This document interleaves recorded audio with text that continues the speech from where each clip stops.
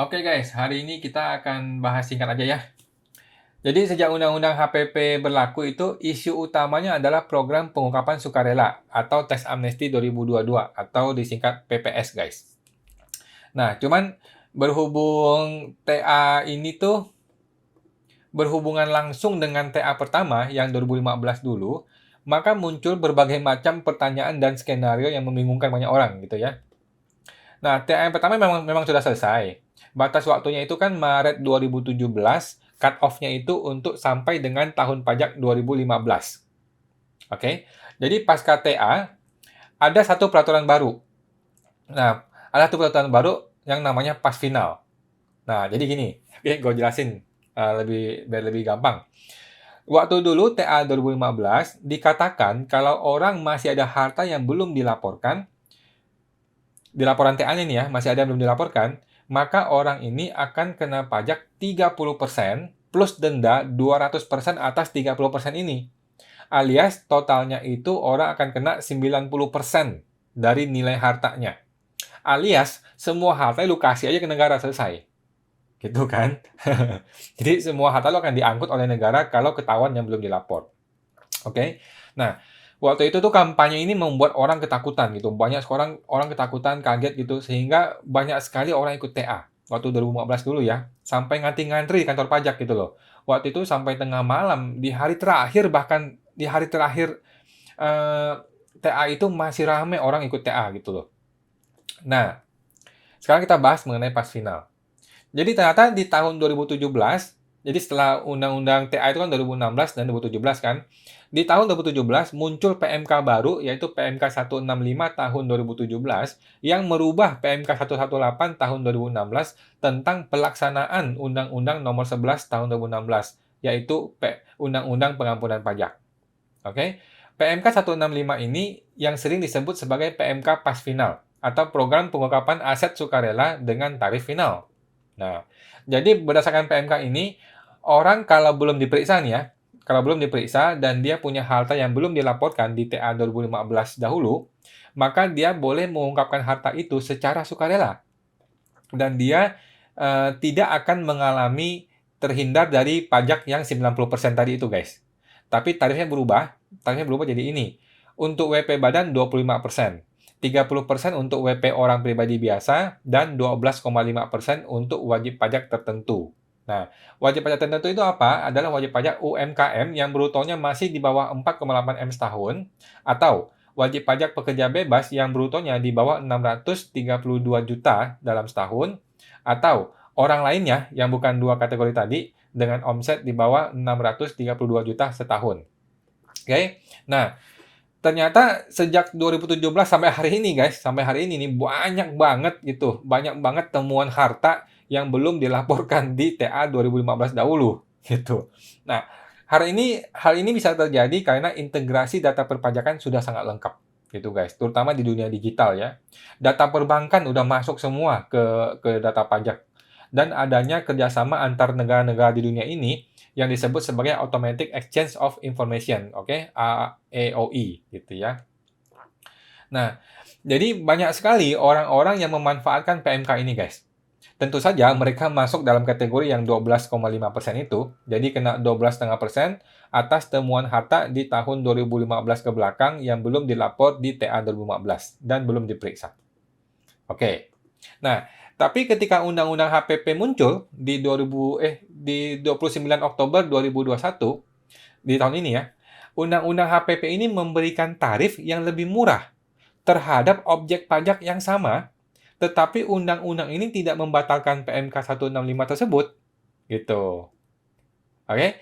Jadi, untuk objek pajak yang sama, yaitu temuan harta atas perolehan 2015 ke bawah, yang belum diperiksa nih ya, atas objek ini bisa diperlakukan dengan dua peraturan yang berbeda, dengan dua tarif yang berbeda, yaitu pakai PMK 165 tahun 2017 pas final 12,5% atau dengan program PPS 2022 dengan tarif yang bervariasi antara 6 sampai 18%. Nah, disinilah muncul beberapa pertanyaan yang akan gue sampaikan berikut ini. Oke. Pertama, apakah pas final masih boleh digunakan apabila orang ingin mengungkapkan hartanya secara sukarela. Sementara kan pembetulan SPT tahunan 2020 sudah dikunci, sudah nggak boleh dilakukan pembetulan sejak Undang-Undang HPP berlaku. Nah, oke. Jawaban gua ini bukanlah jawaban resmi DJP ya, guys. Ini bukan jawaban resmi. Ini hanya sepengetahuan gua aja. Jawabannya adalah iya, boleh. Anda boleh melakukan pengungkapan sukarela dengan mekanisme pas final. Lalu Anda bayar 12,5% itu. Kemudian harta itu Anda laporkan di SPT tahunan 2021. Tahun 2021 ini yang akan Anda laporkan di tahun depan, di 2022. Oke, paham guys ya? Nah, pertanyaan berikutnya.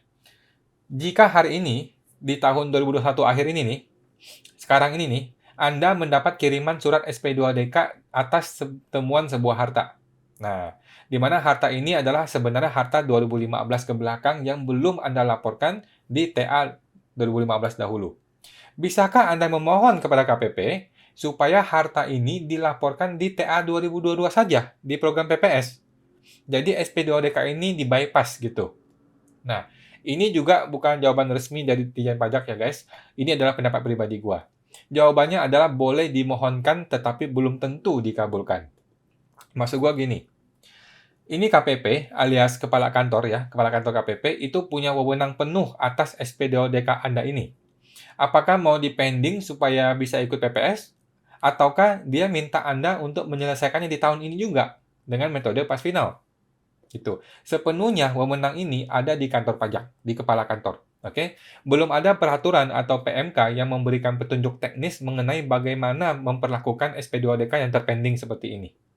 Oke, jadi saran gua nih ya buat teman-teman yang ketakutan, yang was-was sampai sekarang ini, yang sedang mendapatkan SP2DK tapi belum diperiksa, lu buatlah sebuah surat resmi balasan SP2DK yang isinya adalah memohon untuk SP2DK ini ditunda penyelesaiannya hingga ada kejelasan mengenai petunjuk teknis dari Undang-Undang HPP. Dan apabila saya diperbolehkan, saya berkomitmen untuk ikut program PPS 2022 nanti. Gitu. Gitu aja guys. Jadi Anda bikin surat seperti itu, Anda kirim ke KPP. Selanjutnya, apabila KPP memutuskan untuk menaikkan SP2DK Anda ini ke tingkatan kepemeriksaan gitu. Jadi mungkin KPP-nya kesel, dia tingkatkan ke pemeriksaan. Anda boleh mengadukan kepala KPP tersebut ke kantor pusat DJP. Nggak masalah. Emang ada saluran untuk pengaduan kan? Nah, Anda meminta asistensi atau bantuan dari kantor pusat supaya pemeriksaan ini dibatalkan. Karena Anda sudah berniat baik toh, sudah kooperatif, Anda bukannya kriminal kan, bukan menjahat gitu. Dan Anda berkomitmen mau mengikuti PPS 2022 nanti. Gitu guys. Pertanyaan lainnya. Ini juga sering muncul nih, belakangan ini ya. Gimana kalau orang ini tidak ikut TA 2015? Tapi ada harta yang 2015 ke belakang. Nah, paham ya guys? Ada harta 2015 ke belakang tapi belum ikut TA 2015. Otomatis dia nggak bisa ikut pas final, dia juga tidak bisa ikut PPS yang skema 1 yang 2015. Gitu. Nah, untuk yang satu ini, gua sendiri masih ragu-ragu ya bagaimana menjawabnya. Di Undang-Undang HPP tidak menjawab pertanyaan ini karena pengungkapan untuk harta 2015 hanya diberikan kepada mereka yang sudah pernah ikut TA 2015 dahulu. Jadi saran gua, tunggu petunjuk teknis PMK-nya untuk Undang-Undang HPP ini guys. Nanti pasti masalah ini akan dijawab di PMK-nya. Pastilah, pasti dijawab. Oke. Feeling gue sih gini, harta 2015 ke bawah itu akan diperlakukan sebagai harta 2020 saja. Jadi lebih mudah dan pajaknya lebih tinggi. Gitu. Pertanyaan berikutnya. Lantas, siapakah yang perlu ikut pas final daripada ikut PPS 2022? Kenapa nggak semua orang ikut aja langsung PPS 2022? Kenapa masih ada yang mau ikut pas final? Oke? Jawabannya sangat sederhana, yaitu masalah tarif pajaknya, guys. Pas final belum tentu lebih mahal dibanding PPS, guys. Ini jangan sampai salah persepsi ya. Bisa aja nih terjadi PPS itu lebih mahal daripada pas final. Begini, gua kasih contohnya ya. Anggaplah Anda membeli sebuah rumah di tahun 2010, 10 tahun yang lalu, atau 11 tahun yang lalu. Seharga 1 miliar. Rumah ini Anda belum laporkan di TA 2015. Sampai hari ini nih, belum dilapor. Jika Anda ikut pas final, maka pajaknya adalah 12,5% kalikan dengan 1 miliar, yaitu 125 juta. Oke? Nah, jika Anda menggunakan mekanisme PPS, maka pajaknya adalah 8% dikalikan NJOP tahun 2020. Gitu guys ya. Nah, masalahnya, gimana kalau di tahun 2020 NJOP-nya sudah berubah menjadi 2 miliar? Dalam 10 tahun kan sangat mungkin loh NJOP itu naik 2 kali lipat guys. Mungkin sekali. Gitu, bahkan lebih. Nah, jika NJOP-nya 2 miliar, maka pajaknya adalah 8% kali 2 miliar, yaitu 160 juta. Kalau begini skenarionya, maka ikut PPS akan menyebabkan nilai pajaknya lebih tinggi dibandingkan pas final. Oke? Kalau gitu ya, maka sebaiknya orang ini ikut pas final saja, karena pajak lebih murah. Gitu. Jadi paham ya guys, pas final belum tentu lebih mahal daripada PPS.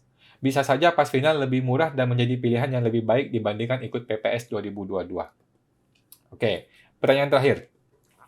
Kalau ikut PPS pas final gitu.